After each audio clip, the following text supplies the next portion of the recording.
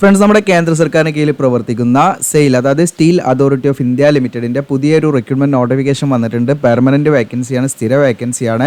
അപ്പോൾ ഇതിലേക്ക് നമ്മൾ എങ്ങനെയാണ് അപേക്ഷ നൽകേണ്ടതെന്നും അതിനെക്കുറിച്ച് A to Z കാര്യങ്ങൾ നമ്മൾ വീഡിയോയിൽ ഉൾപ്പെടുത്തുന്നുണ്ട്. അപ്പോൾ നമ്മുടെ ചാനലിൽ നിങ്ങളുടെ വീഡിയോ നിങ്ങൾക്ക് ഉപകാരപ്രദമാണെങ്കിൽ നിങ്ങളുടെ കൂട്ടുകാർക്കൊക്കെ മാക്സിമം ഷെയർ ചെയ്ത് കൊടുക്കുക. അതോടൊപ്പം തന്നെ നമ്മുടെ ചാനൽ ഒന്ന് കയറിയിട്ട് ഒന്ന് സബ്സ്ക്രൈബ് ചെയ്യുക, ബെല്ലൈക്കൺ എനേബിൾ ചെയ്ത് വെക്കുക. അപ്പോൾ നിങ്ങൾക്ക് നോട്ടിഫിക്കേഷൻ കറക്റ്റായിട്ട് നിങ്ങൾക്ക് കാണാൻ പറ്റും. അപ്പോൾ ഡെയിലി നമ്മൾ വീഡിയോസ് ചെയ്യുന്നുണ്ട്. അപ്പം നിങ്ങളുടെ ക്വാളിഫിക്കേഷനൊക്കെ ജസ്റ്റ് ഒന്ന് നിങ്ങൾ കമൻ്റായിട്ട് വിടുക. പിന്നെ നമ്മുടെ നിങ്ങളുമായിട്ട് ഷെയർ ചെയ്യാനുള്ള കുറച്ച് കാര്യങ്ങൾ എന്ന് വെച്ചാൽ, ഇപ്പം നമ്മുടെ ലോക്കോ പൈലറ്റിൻ്റെ ഒക്കെ എന്താണ് ഫോം കറക്റ്റ് ചെയ്യുന്ന ആ ഒരു ലിങ്കൊക്കെ അവൈലബിൾ ആണ് മോഡിഫൈ ചെയ്യാൻ. അപ്പോൾ അങ്ങനെയുള്ളവരൊക്കെ അതൊക്കെ പെട്ടെന്ന് ചെയ്യുക, കാരണം ലാസ്റ്റിലേക്ക് വെക്കരുത് എന്നുള്ളതാണ്. അത് മാത്രമല്ല, പലരും എന്താണ് ഇപ്പം നമ്മൾ അതിൻ്റെ A to Z കാര്യങ്ങൾ നമ്മൾ വീഡിയോയിൽ പറഞ്ഞിട്ടുണ്ട്, ഡീറ്റെയിൽഡ് വീഡിയോ നമ്മുടെ ചാനലിൽ ചെയ്തിട്ടുണ്ടായിരുന്നു. അപ്പോൾ അതൊന്നും കാണാതെ ഒരുപാട് ഉദ്യോഗാർത്ഥികൾ ഒരുപാട് പേർക്ക് പണം നഷ്ടമാവുകയും, അതായത് പണം നഷ്ടം എന്ന് പറഞ്ഞാൽ ഇപ്പം മൈനോറിറ്റിക്ക് ആണെങ്കിൽ 250 അടിച്ചാൽ മതി, അപ്പോൾ അവർ 500 അടിച്ചിട്ട് അങ്ങനെയൊക്കെയുള്ള കുറേ ഇഷ്യൂസ് കുറേ നമ്മുടെ ഇൻസ്റ്റയിൽ മെസ്സേജ് അയക്കുന്നുണ്ട്. അപ്പോൾ ഇനിയെങ്കിലും നിങ്ങൾ മനസ്സിലാക്കേണ്ടത്, നമ്മളൊരു എൻ്റർടൈൻമെൻറ്റ് വീഡിയോ അല്ല കാണുന്നത്, നിങ്ങളുടെ കരിയറുമായി ബന്ധപ്പെട്ട് നിങ്ങളൊരു പ്രധാനമായിട്ടുള്ളൊരു അപേക്ഷ കൊടുക്കുന്നതുമായി ബന്ധപ്പെട്ടാണ് കാണുന്നത് എന്നുള്ള ആ ഒരു സീരിയസ്നെസ് നമ്മളിതിൽ കൊണ്ടുവരിക എന്നുള്ളതാണ്. അതിൽ കൂടുതലായിട്ട് നമ്മൾ കുറച്ച് എൻഗേജ് ചെയ്യുക, വീഡിയോയിൽ മാക്സിമം ചെയ്യുക, നിങ്ങൾ വീഡിയോ മുഴുവനായിട്ടും കാണുക, നോട്ടിഫിക്കേഷനെ കുറിച്ച് മനസ്സിലാക്കുക, എന്നതിന് ശേഷം മാത്രം നിങ്ങൾ അപ്ലൈ ചെയ്യുക. കാരണം അപ്പോൾ നമുക്ക് ഗവൺമെൻറ് ജോലിയിലേക്ക് കിട്ടണമെങ്കിൽ നമ്മൾ ശ്രദ്ധിക്കേണ്ടത്, നമ്മൾ എന്ത് ചെയ്യണം, അപേക്ഷ നല്ല ഡീറ്റെയിൽ ആയിട്ട് നമ്മൾ കൊടുക്കണം. അതായത് യാതൊരുവിധ എററോ മിസ്റ്റേക്കൊന്നും ഇല്ലാതെ മാക്സിമം നല്ല രീതിയിൽ നമ്മൾ അപേക്ഷ കൊടുക്കണം. അപ്പോൾ ആ അപേക്ഷയിൽ എന്തെങ്കിലും തെറ്റുകൾ വന്നു കഴിഞ്ഞാൽ അത് നമുക്ക് പിന്നീട് നമ്മൾ നല്ല രീതിയിൽ എന്ത് ചെയ്യും, നമുക്ക് ഡോക്യുമെൻറ്റ് വെരിഫിക്കേഷൻ്റെ ഒക്കെ സമയത്ത് ഈവൻ നമ്മുടെ കാൻഡിഡേറ്റ്സ് റിജക്റ്റ് ആവാനുള്ള സാധ്യതകളുണ്ട് എന്നുള്ളതാണ് നിങ്ങൾ മനസ്സിലാക്കേണ്ടത്. അപ്പം അതെല്ലാം നിങ്ങൾ സ്കിപ്പ് ചെയ്ത് കാണുന്നത് കൊണ്ടാണ് ഇങ്ങനെയുള്ള മിസ്റ്റേക്കുകൾ ഒരുപാട് വരുന്നത്. അപ്പോൾ നിങ്ങൾക്ക് എൻ്റെ ഇപ്പം ഇൻസ്റ്റയിൽ മെസ്സേജ് അയച്ചവർക്ക് അറിയാം ആർക്കൊക്കെയാണ് അങ്ങനെ ഒരുപാട് മിസ്റ്റേക്ക്. അങ്ങനെയുള്ളവർക്കൊക്കെ കമൻ്റ് ഇടാവുന്നതാണ്. അവർക്ക് കൂടുതൽ എന്താണ് നമ്മുടെ ഈ പറയുന്ന വ്യൂവേഴ്സിനോട് ഇത്തരം കാര്യങ്ങളൊക്കെ ഷെയർ ചെയ്യാവുന്നതാണ്. ഓക്കെ, അപ്പോൾ നമുക്കിതിൻ്റെ ഒഫീഷ്യൽ നോട്ടിഫിക്കേഷൻ നോക്കാം. ഇതാണ് ഒഫീഷ്യൽ നോട്ടിഫിക്കേഷൻ. നിങ്ങൾക്കൂടെ കാണാം, steel authority of India limited, കാരണം ഗവൺമെൻറ് ഓഫ് ഇന്ത്യ. ഇതിൽ വേരിയസ് പ്ലാൻസിലേക്കും, അതായത് സ്റ്റീൽ അതോറിറ്റി ഓഫ് ഇന്ത്യയുടെ തന്നെ ഒരുപാട് പ്ലാന്റും അതുപോലെ ഒരുപാട് യൂണിറ്റും ഒരുപാട് മൈൻസും ഒക്കെ ഉണ്ട്. അപ്പോൾ അതിലേക്ക് വിവിധ മേഖലയിലേക്കാണ് വേക്കൻസി നിലവിൽ വന്നിരിക്കുന്നത്. അപ്പോൾ ഇതിലേക്ക് വന്നിരിക്കുന്ന വേക്കൻസിയുടെ നെയിം എന്താണെന്ന് വെച്ചാൽ നിങ്ങൾക്കൂടെ കാണാം, ഓപ്പറേറ്റർ കം ടെക്നീഷ്യൻ എന്ന് പറയുന്ന ട്രെയിനി എന്ന് പറയുന്ന പോസ്റ്റിലേക്കാണ് OCTT. ഇത് പെർമനൻറ്റ് വേക്കൻസിയാണ്. മെയിൽ ആൻഡ് ഫീമെയിൽ കാൻഡിഡേറ്റ്സിന് ഇതിലേക്ക് അപ്ലൈ ചെയ്യാവുന്നതാണ്. അപ്പോൾ ഇതിലെ ഡീറ്റെയിൽഡ് വേക്കൻസി കാര്യങ്ങളൊക്കെ നമുക്ക് നോക്കാം. അപ്പോൾ ഇതിൻ്റെ വിവിധ യൂണിറ്റുകൾ നിങ്ങൾക്ക് ഇവിടെ കാണാം. അപ്പോൾ ഈ പറയുന്ന 9 യൂണിറ്റുകളിലേക്കാണ് നിലവിൽ വിളിച്ചിരിക്കുന്നത്. ASP എന്ന് പറയുന്നത് alloy steel plant at Durgapur, west ബംഗാളാണ്. അങ്ങനെ ഓരോന്നും നിങ്ങൾക്ക് നോക്കാം. അപ്പോൾ ഞാൻ എല്ലാം ഇവിടെ വായിക്കുന്നത് BSL എന്ന് പറഞ്ഞാൽ ബൊക്കാറോ സ്റ്റീൽ പ്ലാന്റ് ആണ്, BSP എന്ന് പറഞ്ഞാൽ ബിലായ് സ്റ്റീൽ പ്ലാന്റ് ആണ്. അങ്ങനെ ഓരോന്നിൻ്റെ ഇവിടെ കൊടുത്തിട്ടുണ്ട് നിങ്ങൾക്ക് കേട്ടോ ഫുൾ ഫോം. അപ്പോൾ അതിൻ്റെതാണ് ഷോർട്ട് ഫോം ആയിട്ട് നിങ്ങൾക്ക് ഇവിടെ കൊടുത്തിട്ടുണ്ട്. പ്ലാന്റ് യൂണിറ്റ് എന്ന് പറഞ്ഞിട്ട് BSL എത്ര ഉണ്ട്, 10 വേക്കൻസി. ഇപ്പം അതിൽ മെറ്റലർജിയാണ് ഡിസിപ്ലിൻ വരുന്നത്. അതിൽ നിങ്ങൾക്ക് BSPയിൽ 12 വേക്കൻസി ഉണ്ട്. പിന്നെ CFPയിൽ 1 വേക്കൻസി, DSPയിൽ നിങ്ങൾക്ക് 10 വേക്കൻസി. അങ്ങനെ വിവിധ യൂണിറ്റ് വൈസ് വേക്കൻസീസ് ഇവിടെ കൊടുത്ത് നിങ്ങൾക്ക് നോക്കാൻ പറ്റും. ഇനി അതല്ല, നിങ്ങൾക്ക് ഇവിടെ യൂണിറ്റ് വൈസ് റിസർവ്ഡ് വേക്കൻസി ഇവിടെ കൊടുത്തിട്ടുണ്ട്. SC ST OBC EWS അതുപോലെ PWD എക്സ് സർവീസ്മാൻ കൊടുത്തിട്ടുണ്ട്. General vacancy. അപ്പോൾ ജനറൽ വേക്കൻസിയിൽ നിങ്ങൾക്ക് വേക്കൻസി ഉണ്ടെങ്കിൽ ഏത് കാറ്റഗറി ഉള്ളവർക്കും SC STക്ക് അപ്ലൈ ചെയ്യാം, OBCക്ക് അപ്ലൈ ചെയ്യാം, EWSനൊക്കെ അതിലേക്ക് അപ്ലൈ ചെയ്യാം കേട്ടോ. ഓക്കെ, അപ്പം SC ST അതുപോലെ OBC കാൻഡിഡേറ്റ്സിൻ്റെ ആ ഒരു കോളങ്ങളിൽ അവർക്ക് റിസർവ്ഡ് വേക്കൻസി ഇല്ലെങ്കിൽ അവർക്ക് തീർച്ചയായിട്ടും ജനറൽ വേക്കൻസിയിലേക്ക് അപ്ലൈ ചെയ്യാം. പക്ഷേ ജനറൽ വേക്കൻസിയിലേക്ക് അപ്ലൈ ചെയ്യുമ്പോൾ അവർക്ക് യാതൊരുവിധ റിലാക്സേഷനോ കാര്യങ്ങളൊന്നും ഉണ്ടായിരിക്കില്ല എന്ന് മാത്രമേ ഉള്ളൂ കേട്ടോ. അപ്പോൾ ജനറൽ കാൻഡിഡേറ്റ്സ് ആയിട്ടായിരിക്കും പരിഗണിക്കാം. അതുപോലെ ഇലക്ട്രിക്കലിൽ നിങ്ങൾക്ക് കാണാം ASPയിൽ എത്ര, ഇതിൻ്റെയൊക്കെ ഫുൾ ഫോം ഇവിടെ കൊടുത്തിട്ടോ. ASP എന്ന് പറഞ്ഞാൽ അലോയ് സ്റ്റീൽ പ്ലാന്റ് ആണ്. അതിന് ഓരോന്നിൻ്റെ ഇവിടെ കൊടുക്കുന്നത്. അപ്പോൾ ഞാനതിങ്ങനെ റിപ്പീറ്റ് ചെയ്യുന്നില്ല. ഇലക്ട്രിക്കലിൽ നമുക്കിപ്പോൾ ടോട്ടൽ വേക്കൻസി വന്നിരിക്കുന്നത് ASPയിൽ 2, അതുപോലെ BSL നമുക്ക് 17, പിന്നെ 15 ഒരു വേക്കൻസി. അങ്ങനെ നമുക്ക് അത് അത്യാവശ്യം വേക്കൻസി അതിലുണ്ട്. പിന്നെ മെക്കാനിക്കൽ നമുക്ക് കുഴപ്പമില്ലാത്ത വേക്കൻസി, BSL നമുക്ക് 24, അതുപോലെ BSPയിൽ 25 ഉണ്ട്. അങ്ങനെ വേക്കൻസി അത്യാവശ്യം അതിലുണ്ട്. ദെൻ ഇൻസ്ട്രുമെൻറ്റേഷനിൽ നമുക്ക് എന്താണ് വേക്കൻസി വന്നിട്ടുണ്ട്, അത്യാവശ്യം നിങ്ങൾക്ക് നോക്കാവുന്നതാണ്. പിന്നെ റിസർവ്ഡ് വേക്കൻസിക്ക് നിങ്ങൾക്ക് ഇതായി കോളത്തുനിന്ന് ചെക്ക് ചെയ്യാം കേട്ടോ. നിങ്ങൾക്ക് ഓരോ കാറ്റഗറീൻ്റെ എന്നിട്ട് നോക്കിയിട്ട് മാത്രം നിങ്ങൾ അപ്ലൈ ചെയ്യാം. പിന്നെ സിവിലാണ്, സിവിലിൽ നിങ്ങൾക്ക് ഇവിടെ വേക്കൻസി കാണാം. ഓക്കെ, പിന്നെ കെമിക്കലാണ് വിവിധ യൂണിറ്റുകളിൽ വേക്കൻസി നിങ്ങൾക്ക് കാണാം. സെറാമിക് നിങ്ങൾക്ക് വിവിധ യൂണിറ്റിൽ വേക്കൻസി കാണാം. ഇലക്ട്രോണിക്സിൽ നിങ്ങൾക്ക് വേക്കൻസി കാണാം. ദെൻ കമ്പ്യൂട്ടർ ഓർ IT ഇതിൽ നിങ്ങൾക്ക് കാണാം വേക്കൻസി കാണാം. ദെൻ ഡ്രാഫ്റ്റ്മാനിൽ നിങ്ങൾക്ക് 2 വേക്കൻസിയാണ് കൊടുത്തിരിക്കുന്നത്. ഡ്രാഫ്റ്റ്മാനിൽ നമുക്ക് ഈ പറയുന്ന ISP. അപ്പോൾ ബാക്കി എല്ലാ പോസ്റ്റിലേക്കും എന്താണ് ഫ്രഷേഴ്സിന് അപ്ലൈ ചെയ്യാം, ഈ പറയുന്ന പോസ്റ്റ് ഒഴികെ. അപ്പോൾ ഈ പറയുന്ന ഡ്രാഫ്റ്റ്മാൻ എന്ന് പറയുന്ന പോസ്റ്റിലേക്ക് നമുക്ക് എക്സ്പീരിയൻസ് വേണം. ബാക്കി എല്ലാ പോസ്റ്റിലേക്കും ഫ്രഷേഴ്സിന് അപ്ലൈ ചെയ്യാം, യാതൊരുവിധ എക്സ്പീരിയൻസോ കാര്യങ്ങളോ ഒന്നും തന്നെ വേണ്ട കേട്ടോ. അപ്പോൾ അതിലേക്ക് വിളിച്ചിരിക്കുന്ന പോസ്റ്റാണ് ഓപ്പറേറ്റർ കം ടെക്നീഷ്യൻ എന്ന് പറയുന്ന ആ ഒരു ട്രെയിൻ എന്ന് പറയുന്ന പോസ്റ്റിലേക്ക്. അപ്പോൾ ഇതിൻ്റെ ഷോർട്ട് ഫോമാണ് OCTT എന്ന് പറയുന്നത് കേട്ടോ. ഓക്കെ, അതാണ് അതിൻ്റെ പോസ്റ്റ് നെയിം വരുന്നത്. ഇനി ഇതിൻ്റെ എലിജിബിലിറ്റി ക്രൈറ്റീരിയ ആണ് നമ്മൾ പറയുന്നത്. അപ്പോൾ ഇതിൽ മെറ്റലർജിയിൽ നമുക്ക് എന്താണ് മിനിമം ഏജ് ലിമിറ്റ് 18/3/2024 കണക്കാക്കിയിട്ടാണ് ഏജ് ലിമിറ്റ് കണക്കാക്കുന്നത്. അപ്പോൾ ഏജ് ലിമിറ്റ് ആണെങ്കിലും എഡ്യൂക്കേഷൻ ക്വാളിഫിക്കേഷൻ ആണെങ്കിലും 18/3/2024 അതിൻ്റെ ആ ഒരു ക്രൂഷ്യൽ ഡേറ്റ് ആയിട്ട് കട്ട് ഓഫ് ഡേറ്റ് ആയിട്ട് പറയുന്നത്. അപ്പോൾ അതിലേക്ക് നമ്മൾ എലിജിബിൾ ആയിരിക്കണം എന്നുള്ളതാണ് കേട്ടോ.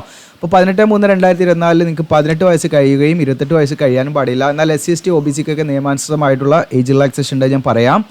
അപ്പോൾ ഇതിൽ നിങ്ങൾക്ക് ഇവിടെ കാണാൻ പറ്റും ഈ പറയുന്ന മെറ്റലർജിയിലേക്ക് നിങ്ങൾക്ക് അപ്ലൈ ചെയ്യാൻ 10ാം ക്ലാസ് പാസ്സായിരിക്കുക, പ്ലസ് നിങ്ങൾക്ക് എന്താണ് മെറ്റലർജി എഞ്ചിനീയറിംഗിൽ 3 വർഷത്തെ ഡിപ്ലോമ കഴിഞ്ഞിരിക്കുക എന്നുള്ളതാണ്. ഇതിനടുത്തത് നിങ്ങൾക്ക് ഇലക്ട്രിക്കലിലേക്ക് നിങ്ങൾക്ക് എന്താണ് സെയിം ഏജ് ലിമിറ്റ് എല്ലാത്തിൻ്റെ നമുക്ക് സെയിം തന്നെയാണ് 18 to 28 വരുന്നത്. അത് ഞാൻ റിപ്പീറ്റ് ചെയ്യുന്നില്ല കേട്ടോ. ഏത് പോസ്റ്റിലേക്ക് അപ്ലൈ ആണെങ്കിലും 18 to 28. ഇതിനടുത്ത് ഇലക്ട്രിക്കലിൽ നിങ്ങൾക്ക് അപ്ലൈ ചെയ്യാനുള്ള ക്വാളിഫിക്കേഷൻ 10ാം ക്ലാസ് പാസ്സായിരിക്കുക, പ്ലസ് നിങ്ങൾക്ക് എന്താണ് ഈ പറയുന്ന ഇലക്ട്രിക്കൽ അല്ലെങ്കിൽ ഇലക്ട്രിക്കൽ ആൻഡ് ഇലക്ട്രോണിക്സ് എഞ്ചിനീയറിംഗിൽ 3 year ഡ്യൂറേഷനുള്ള ഡിപ്ലോമ കഴിഞ്ഞിരിക്കുക എന്നുള്ളതാണ്. ഇതിനടുത്ത് മെക്കാനിക്കലിൽ നിങ്ങൾക്ക് അപ്ലൈ ചെയ്യാൻ സെയിം ഏജ് ലിമിറ്റാണ് 18 to 28. ഇതിലേക്ക് നിങ്ങൾക്ക് 10ാം ക്ലാസ് പ്ലസ് 3 year ഡ്യൂറേഷൻ ഉള്ള മെക്കാനിക്കൽ എഞ്ചിനീയറിംഗിൽ ഡിപ്ലോമ കഴിഞ്ഞിരിക്കുക എന്നുള്ളതാണ്. ഇതിനടുത്തത് ഇൻസ്ട്രുമെൻറ്റേഷനിലൊക്കെ ആണെങ്കിൽ നിങ്ങൾക്ക് ഈ പറയുന്ന instrumentation and electronics, instrumentation and control, instrumentation and automation തുടങ്ങിയിട്ടുള്ള എഞ്ചിനീയറിംഗ് ഡിസിപ്ലിനിൽ ഏതെങ്കിലും ഒന്നിൽ നിങ്ങൾക്ക് 3 വർഷം ഡ്യൂറേഷനുള്ള ഡിപ്ലോമ കഴിഞ്ഞിരിക്കുക, പ്ലസ് 10ാം ക്ലാസ് പാസ്സായിരിക്കണം. ഇനി നമുക്ക് സിവിലാണെങ്കിൽ ഇതിലേക്ക് നമുക്ക് 10ാം ക്ലാസ് പാസ്സായിരിക്കുക, പ്ലസ് നിങ്ങൾക്ക് സിവിൽ എഞ്ചിനീയറിംഗിൽ ഡിപ്ലോമ ഉണ്ടായിരിക്കുക എന്നുള്ളതാണ് 3 year ഡ്യൂറേഷനുള്ള. കെമിക്കലാണെങ്കിൽ നിങ്ങൾക്ക് ഈ പറഞ്ഞിരിക്കുന്ന 10ാം ക്ലാസ് പാസ്സായിരിക്കുക, പ്ലസ് ഈ കെമിക്കൽ എഞ്ചിനീയറിംഗിൽ 3 വർഷം ഡ്യൂറേഷണൽ ഡിപ്ലോമ പാസ്സായിരിക്കുക. സെറാമിക് ആണെങ്കിൽ നിങ്ങൾക്ക് 10ാം ക്ലാസ് പാസ്സായിരിക്കുക, പ്ലസ് സെറാമിക് എഞ്ചിനീയറിംഗ് 3 വർഷം ഡ്യൂറേഷണൽ ഡിപ്ലോമ പാസ്സായിരിക്കുക. ഇലക്ട്രോണിക്സ് ആണെങ്കിൽ നിങ്ങൾക്ക് പറഞ്ഞിരിക്കുന്ന electronics or electrical and electronics, അല്ലെങ്കിൽ ഇലക്ട്രോണിക്സ് ആൻഡ് ടെലികമ്മ്യൂണിക്കേഷൻ, അല്ലെങ്കിൽ ഇലക്ട്രോണിക്സ് ആൻഡ് കമ്മ്യൂണിക്കേഷൻ, അല്ലെങ്കിൽ ഇലക്ട്രോണിക്സ് ആൻഡ് ഇൻസ്ട്രുമെൻറ്റേഷൻ, ഈ പറഞ്ഞിരിക്കുന്ന ഏതെങ്കിലും ഒരു ബ്രാഞ്ചിൽ നമ്മൾ ഈ പറഞ്ഞിരിക്കുന്ന 3 വർഷം ഡ്യൂറേഷനുള്ള ഡിപ്ലോമ കഴിഞ്ഞവർക്ക് അപ്ലൈ ചെയ്യാം. നേരത്തെ കമ്പ്യൂട്ടർ ഓർ IT ആണ്. ഇതിൽ നിങ്ങൾക്ക് 10ാം ക്ലാസ് പ്ലസ് 3 year ഡ്യൂറേഷനുള്ള ഡിപ്ലോമ ഈ പറയുന്ന കമ്പ്യൂട്ടർ സയൻസിലോ അല്ലെങ്കിൽ ഇൻഫർമേഷൻ ടെക്നോളജിയിലോ കഴിഞ്ഞിരിക്കുക എന്നുള്ളതാണ്. ഇനി അടുത്ത് ഡ്രാഫ്റ്റ്മാൻ ആണ്. ഇതിൽ നിങ്ങൾക്ക് 10ാം ക്ലാസ് പാസ്സായിരിക്കുക, പ്ലസ് നിങ്ങൾക്ക് പറഞ്ഞിരിക്കുന്ന ഡിപ്ലോമ ഇൻ സിവിൽ എഞ്ചിനീയറിംഗോ അല്ലെങ്കിൽ ഇലക്ട്രിക്കൽ എഞ്ചിനീയറിംഗോ അല്ലെങ്കിൽ മെക്കാനിക്കൽ എഞ്ചിനീയറിംഗോ അല്ലെങ്കിൽ ആർക്കിടെക്ചർ അസിസ്റ്റൻഷിപ്പ്, ഈ പറഞ്ഞിരിക്കുന്ന ഏതെങ്കിലും എന്താണ് ഒരു ഡിപ്ലോമ നിങ്ങൾക്ക് 3 വർഷം ഡ്യൂറേഷൻ ഡിപ്ലോമ കഴിഞ്ഞിരിക്കുക എന്നുള്ളതാണ്. അതിൻ്റെ കൂടെ ഈ പോസ്റ്റിലേക്ക് മാത്രം, ഈ ഡ്രാഫ്റ്റ്മാൻ എന്ന് പറയുന്ന പോസ്റ്റിലേക്ക് മാത്രം നമുക്ക് എന്ത് വേണം, 1 വർഷത്തെ എക്സ്പീരിയൻസ് വേണം കേട്ടോ.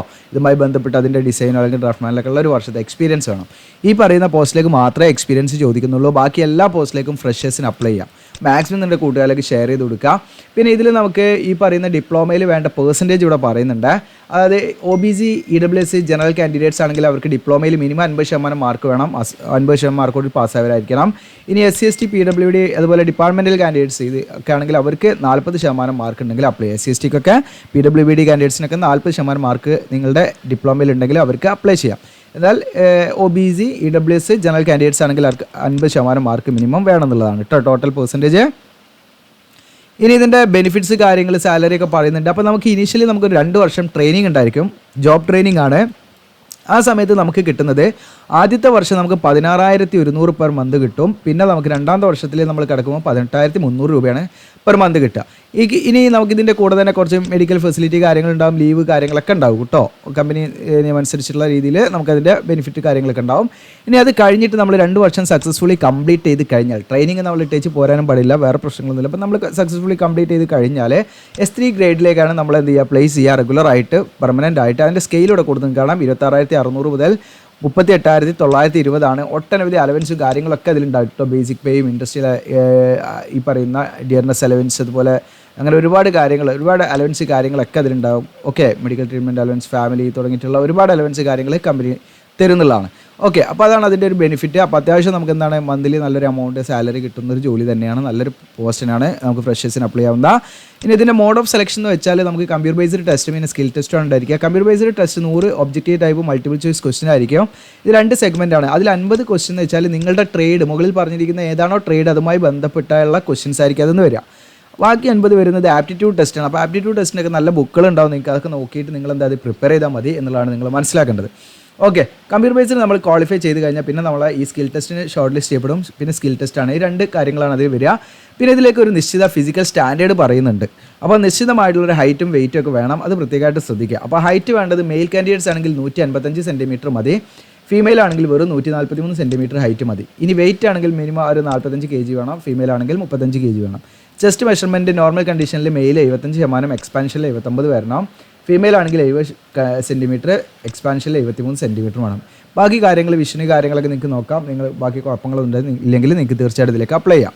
ഇനി അപേക്ഷ ഫീസ് വരുന്നുണ്ട്. അപേക്ഷ ഫീസ് പറഞ്ഞാൽ ജനറൽ EWS OBC കാൻഡിഡേറ്റ്സ് ആണെങ്കിൽ അവർക്ക് 500 രൂപ അപേക്ഷ ഫീസ് ഉണ്ട്. എന്നാൽ SC ST PWD ex serviceman അതുപോലെ ഡിപ്പാർട്ട്മെൻറ്റൽ കാൻഡിഡേറ്റ്സ് ഒക്കെ ആണെങ്കിൽ അവർക്ക് 200 രൂപ വെച്ച് അപ്ലൈ ചെയ്യാവുന്നതാണ്. ഓക്കെ, അതാണ് അപേക്ഷ ഫീസ് വരുന്നത്. ഓൺലൈനായിട്ടാണ്. Net banking, debit card, credit കാർഡൊക്കെ ഉപയോഗിച്ച് ഈസി ആയിട്ട് നിങ്ങൾക്ക് എന്ത് ചെയ്യാം, ഫീ അടയ്ക്കാവുന്നതാണ്. ഇതിന് എക്സാം സെൻറ്റർ നമുക്ക് ഇതിൽ തന്നിട്ടില്ല. എക്സാം സെൻറ്റർ നിങ്ങളെ മെയിൽ വഴി അറിയിക്കും, നിങ്ങൾക്ക് കോൾ ലെറ്ററൊക്കെ വരും.